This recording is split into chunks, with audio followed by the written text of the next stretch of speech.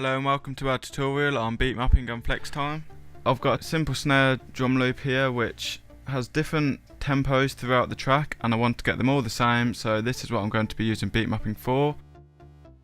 If you want to read up on beat mapping, you can go on to Logic Pro Help, click on the user manual, and there is a section down here on beat mapping.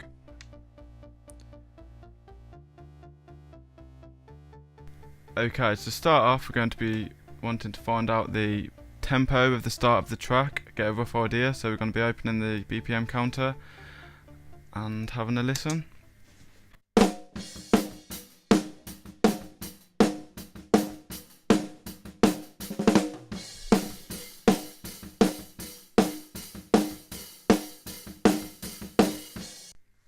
Okay, so Logic's told us 159, so we're going to pop that in there.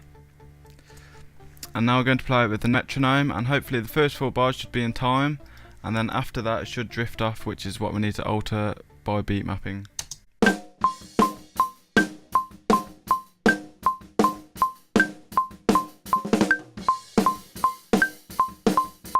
There, as you can tell, it starts to change tempo and it doesn't go in time, so to alter this and open beat mapping, you want to click on Global Tracks and right click tempo and click on beat mapping, which we already have open.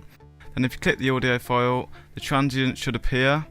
If they don't, then click detect and click OK and they should appear. The transients are peaks in the audio, the loudest part, so it'll be the main drum hits and things like that. If you've got more drum hits in there which you need to get to a more specific tempo, then you can turn up the transients, which will give you more options, or you can turn it down if you need less. I'm going to connect up the transients to line up with each beat on the grid so that it plays accordingly to the click. To do this, you simply click and drag to the top of the transient. We change the tempo so that if we want to record any other instruments over it, for example guitar, then we can play to the click track and it will record in time with our drums.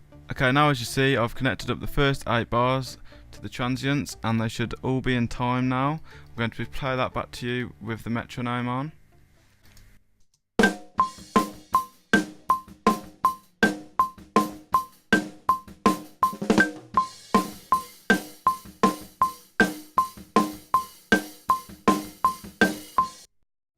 Okay, and that is our basic tutorial on how to beat map.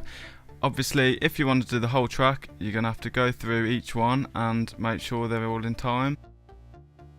It doesn't actually change the audio by beat mapping it, all it does is change the tempo, which you can see here.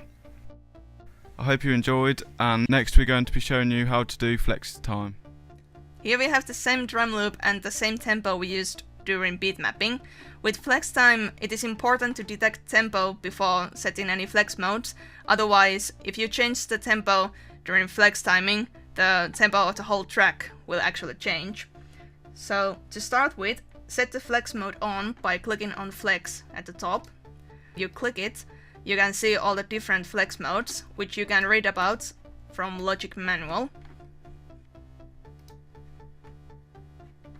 Flex time editing and flex modes. In this case we are going to use slicing, which is good for editing drums.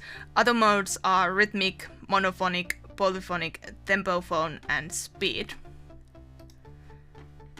So click on the off and select your mode, in this case slicing. And like with beat mapping, we want the track to play to the click, so we'll use flex time to edit the parts of the audio that go off the click. And with beat mapping, we already saw that from bar 5 onwards problems are going to occur, so I'm gonna click on that and it creates a flex marker. You can create as many as you want, but to get rid of them, just right click and select delete flex marker. In this case, I'm just going to create flex markers on the high peaks of the audio, because I want the track to play to the click. And to get the loop play to the click, click and drag the flex mark to the right bar.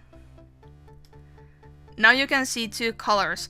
Orange means that the audio has been time stretched, which means that it has actually a bit slower tempo, and the green means that the audio has been compressed.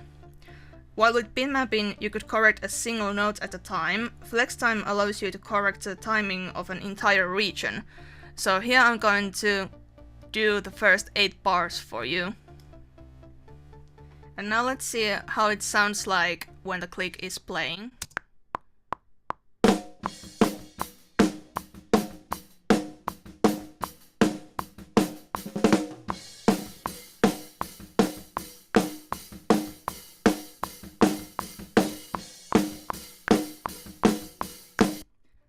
And that's how you use FlexTime. The difference between bitmapping and FlexTiming is that with bitmapping you are editing the click track to audio, and with FlexTime the audio to click track. Thanks for watching our tutorial on bitmapping and FlexTime, hope you enjoyed it.